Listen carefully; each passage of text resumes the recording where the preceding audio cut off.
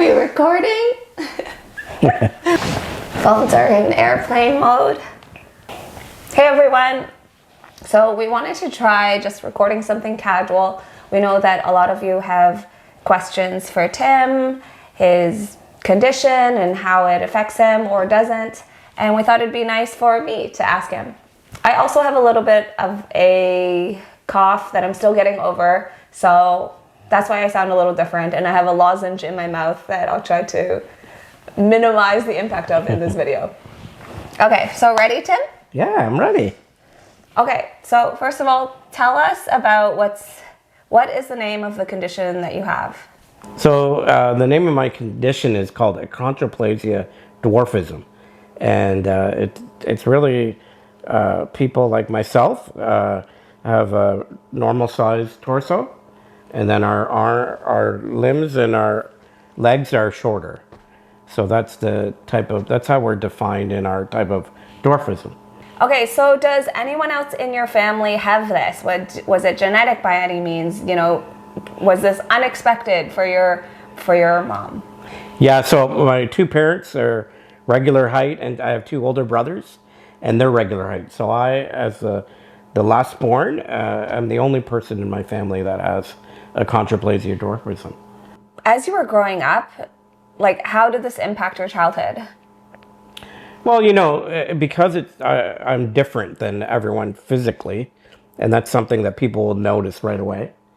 So those initial notices of people, either the public or my friends and people I was going to school with, that impacted me, right? It impacted me in terms of how I was living my life, in terms of, you know, going to school. And people had to get to know me. People had to learn, you know, I was just as same as them, but I just was a little different.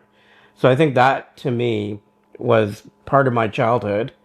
I was a child too. I had all of the same, you know, emotions and, you know, insecurities that a normal child would have fitting in.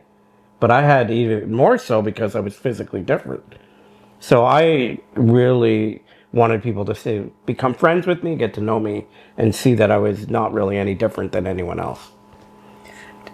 How did your parents help you in this process, if at all? You know, when I think back to growing up, I don't even remember much about the fact that my condition was something that limited to me. Even with my parents growing up in the home, I was able to do anything that I wanted to do. They even treated me the same. A lot of things for me were very, you know, normal, as I would say, with my brothers. But, you know, there's some things that I had to deal with growing up, how to reach a light switch, you know, how to go to the bathroom, you know, when I became a teenager, how to drive a car. So those were challenges I had to do. I remember growing up, and we had something called physical education, where you go and you do things like learn to play basketball with your classmates, learn to play volleyball. And I remember I was different. I had to figure out a way to still play basketball, still play volleyball, you know, floor hockey, but still be able to do that, right? So, did you ever get bullied in school? And if so, how did you handle it? Yeah, you know, that word bully has different connotations. Was I ever harmed, or was I ever, you know, felt like someone was going to hurt me? No. But was I bullied in the sense that people taunted me, people made fun of me, people just thought I was somebody that they just made assumptions, right? Like typical people who bully people and taunt each other, right? So children and people at school, if they've never met somebody like me, then they don't. Their unknowns make them want to taunt and that. So yes, those are things. And today, those are still those same things. When people look at me or people don't know who I am, they'll snicker or they'll taunt or they'll laugh, right? So yes. So how did you handle it when you were young? You know, again, growing up with my parents and growing up with my faith, you know, those things is I knew that people really didn't know me. The people that were doing those things didn't take the opportunity to even talk to me or even get to know me. So one of the things I like, it's one of my models, is get to know me. Get to know who I am, learn about that I'm no different than you, that I'm, even as a child, I had the same insecurities that typical children have. So yes, the way I dealt with it, my parents were very loving, encouraging, and I just dealt with it every day, right? It's something about the process of self-love, self-care, and there were harder days than others, but I kind of journeyed through it. And I know that you grew up in the church, Yeah. like me, and that church community played a big part of your upbringing. And Yes. you've told me before how people spoke prophetic words over you and encouraging words over you. Can you tell us more about that and how that impacted, your sense of identity growing up? Yeah, so, growing up in a faith community associated with praying, I met people that would pray with me and pray for me. And a lot of those words, as you were saying, were very encouraging. Were very kind of giving me the words and thoughts that I would meditate on and say, this is something that people are praying for and believing for. And it really encouraged me. So people I had never met, would want to pray with me. And those words that they would pray were very encouraging, right? And some of those words were things about who I am right to today. I'm a leader. I'm somebody that would help change the world, somebody that would travel, somebody that cared about people. There's things that encouraged me in who I was. And again, I give thanks to those people that took the courage and just said, I want to pray with you. I want to say words of blessing over you. I want to say things that will encourage you. And to me, I'm very thankful. And those words will always stick with me my whole life because they chose to do that. Amazing. And can you tell us more about how your parents raised you? Obviously, you were different from your siblings, Yeah. but I've heard before how they really treated you like you were the same and how that has actually empowered you through life. Yeah, my parents were ones that really believed that they didn't want to treat me differently or put on these gloves and treat me and make me get a stigma or a complex. Everything in our home, we were working together as each family member to contribute to the home. So you might say, well, what did you do, Tim, that was different than your brothers? And I grew up in a home that everyone pitched in. Either was vacuuming, dusting, doing the dishes, cleaning the washrooms, whatever it may be, we all contributed. So one of the things my parents did was they gave me jobs to do around the house that I can physically do. They wouldn't say, well, you dust the tall cupboards, Tim. So there was things in my life that my parents said, we will treat Tim the same, but at least he can, we'll give him jobs or give him, chores as a child that he can do. And to me, that really made me feel that I wasn't special, but I was still contributing to the home that I was living in. And to me, that really resonates with me, that as I've traveled through life and I've gone through life, that everyone you meet needs to feel valued. Everyone you meet needs to feel appreciated, and they all want to be included on what they can contribute, either in their family life, either in their workplace, either in their school, or even in the world. Beautiful.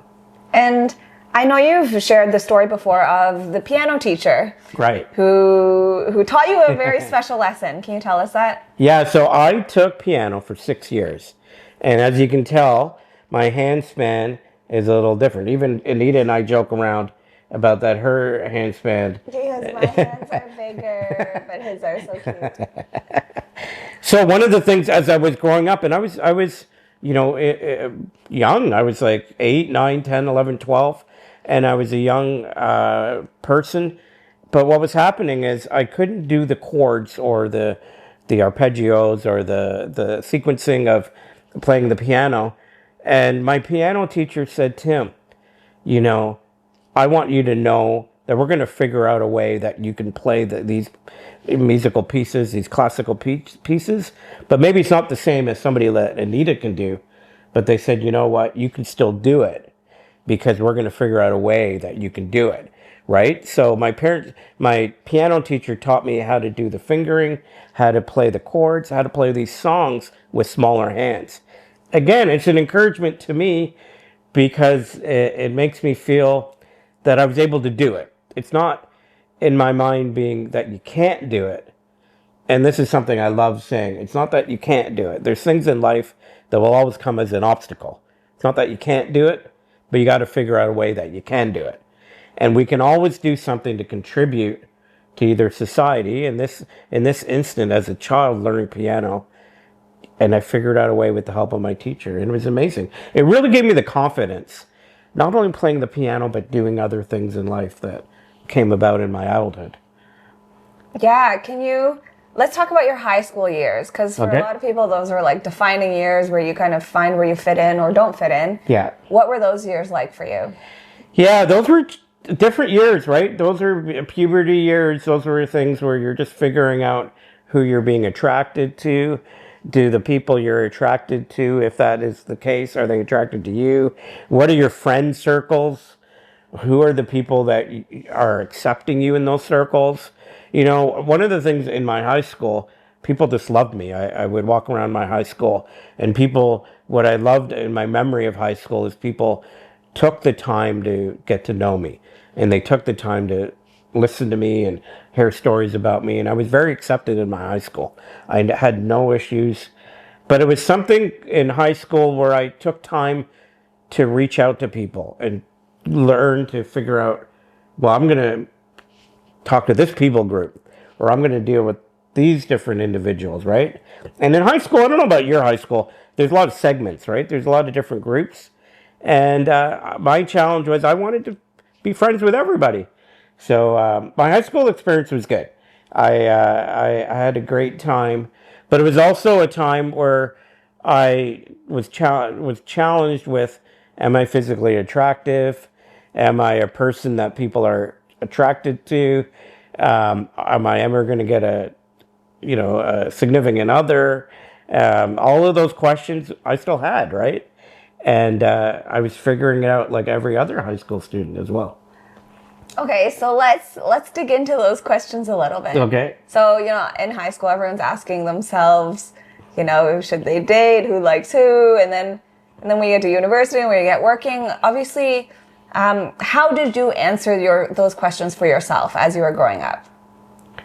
Yeah, those, again, growing up, and now my wife is sitting beside me. Growing up, you kind of get to the place that you're comfortable in yourself to say, because when you get into a romantic relationship or a new friendship, relationship, whatever you want to say, you are giving a part of yourself away. You're becoming vulnerable, and you're giving part of who you are away to make that work, right? So when I was in high school and then young adult age, and then moving into adulthood, I came to the conclusion I was very careful on how much of myself I wanted to give away to these types of relationships. And when I talk about those, I mean romantic or things where I was dating. I had a lot of friends, but I also was very careful in terms of, do I want to give all of that away and not build other friendships? So it was something I was figuring out. It took me a while to figure that out. Okay, that seems very ambiguous. It is very ambiguous in the sense that I didn't know what I was doing, right? I went through life figuring out, and most people in relationships and trying to find a significant other, and I didn't want it to be a distraction, right? So I kind of said to God, and I said to the universe, I said, when the right person's going to come, or when these things are going to happen, I need to kind of just wait for them and be comfortable with to let everything happen, right? Why chase something and why try to force something to happen?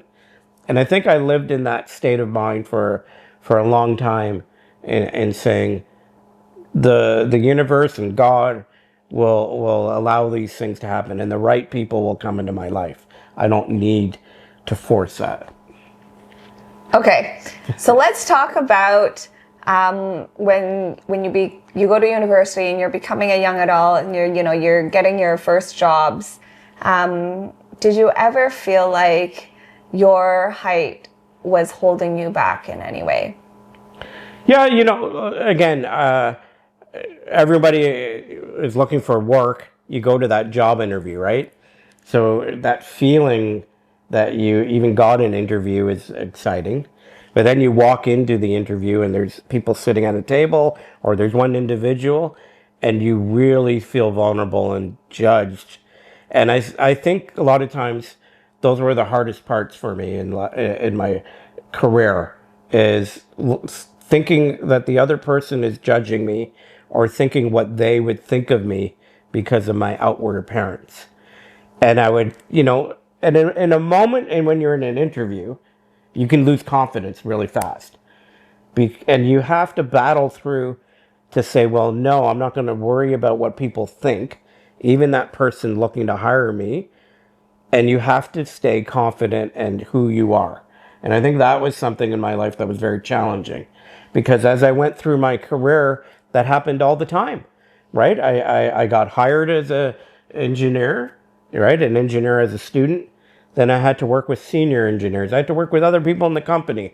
I had to work with presentations. So those moments when you're looking at somebody and you're saying, what are they thinking about me? Can drop your confidence within seconds. And you can become insecure. And I think my model and your question is good because as we're going through life, you have to say, well, what are those things that are going to break my confidence? Are going to break who I am? And those are the things I would say I worked on.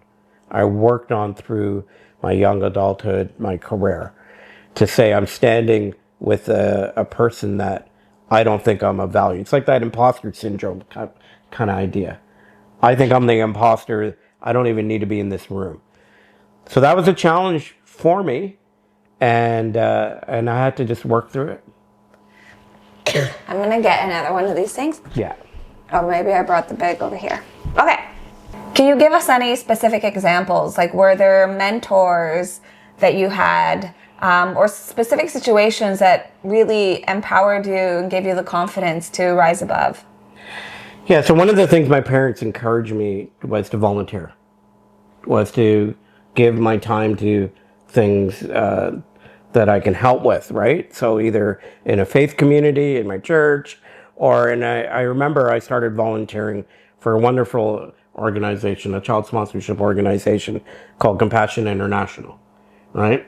And I remember when I went and started talking to them, they said, Tim, well, what do you want to do with us here? What do you want to do? And I said, well, I don't want to talk to anybody. I just want to be behind the table. And when I'm behind the table, I can kind of hide. I don't want to speak in front of people. I don't want to present. And I remember those first moments of when I was doing that, I started to look at the children or the people I was volunteering to help, right? And I said, well, now this has become about me and my insecurities. I need to stay behind the table and not talk to people because I'm insecure about what people will think. And when I saw the children, I saw the videos, and I saw all about what I was helping with as a volunteer, I said, Tim, you got to get over that.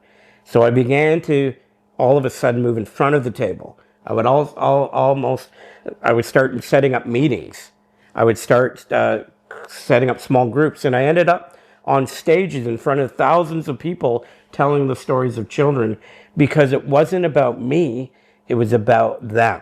And I think when you're volunteering and you're doing something with a cause, and even in your workplace, so that's a great example when you look beyond yourself and you say, well, this isn't about me, right?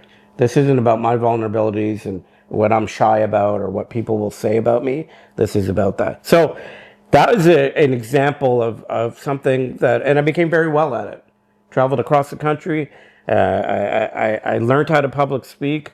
I was mentored by people who were wonderful, that taught me, how to speak in public and how to speak in front of thousands of people.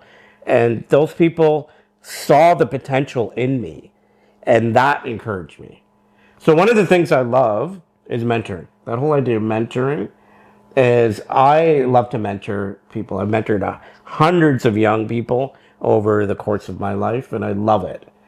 But one of the things I also need in my life is a mentor. I need to find people that I can talk to. So I did, as you asked, I did have people in my life that in my career, I had people. So one of the companies I worked at, I went into that company and I said, can I have a mentor? And the vice president of that company became my mentor, and he would meet with me around 7 a.m. on a certain day every week. Some people wondered why I was there that early and why we would close the door and meet in my office.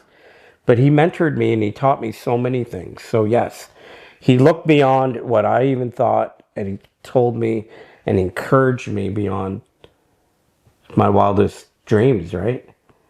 So yeah, those are things in my life that people have encouraged me on my spiritual journey. People have encouraged me on my professional journey. People have come alongside in my friendship journey to say, Tim, how can we chat? And I love it. I just love that that's a part of who I am. Yeah. Okay, so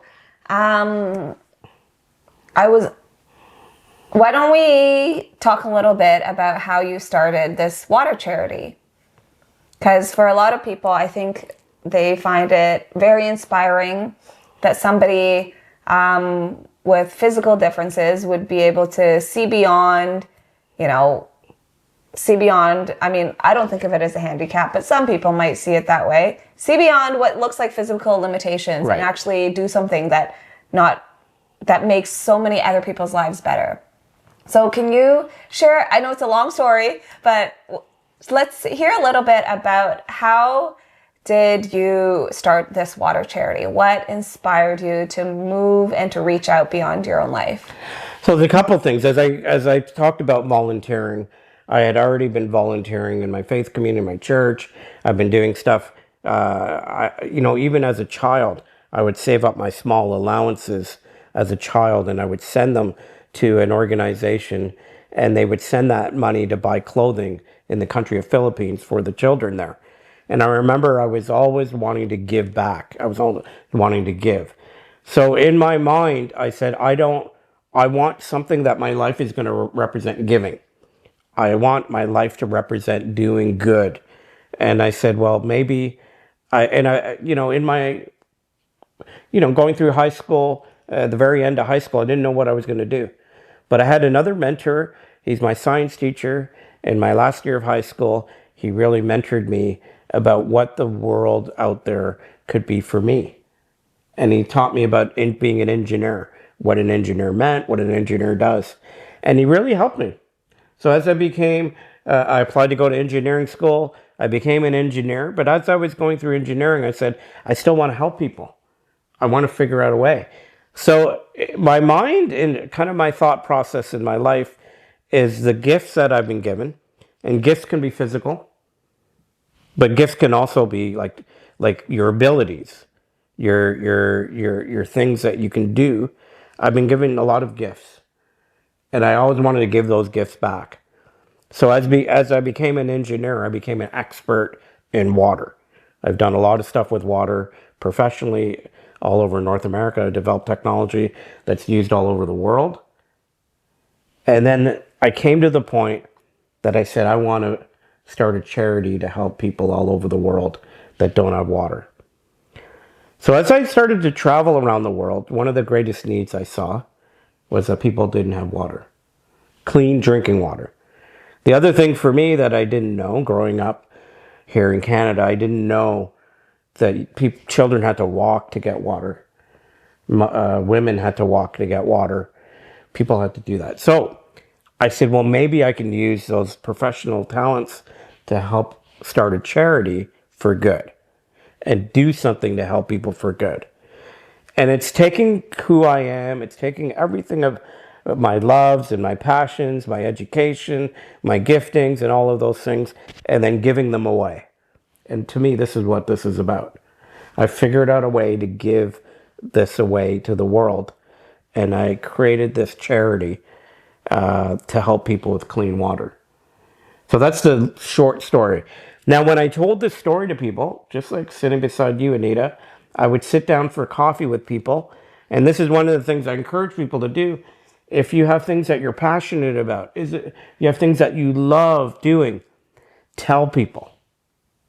Even if they're going to laugh at you, even if they're not going to like what you say, even if you might get rejected, just tell people.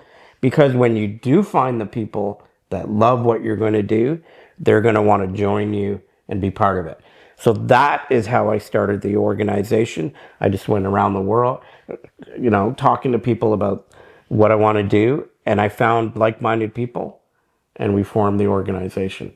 So I encourage you, don't be shy to share what you're passionate about, what your loves are, and help to share that. So that's all the questions I have for Tim for this time.